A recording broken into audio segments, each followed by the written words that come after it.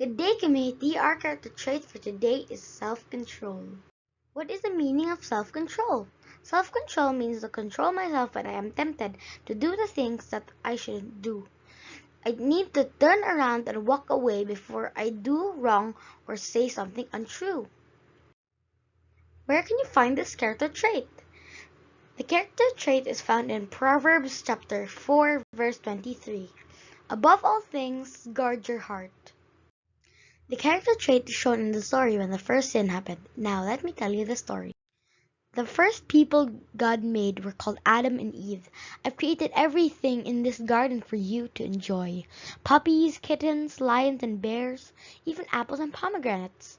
And oh yes, don't forget the vegetables, God told them. Speaking of food, they could pick and eat from every tree in the garden, except one. Things are going quite nicely in the perfect place that God had made.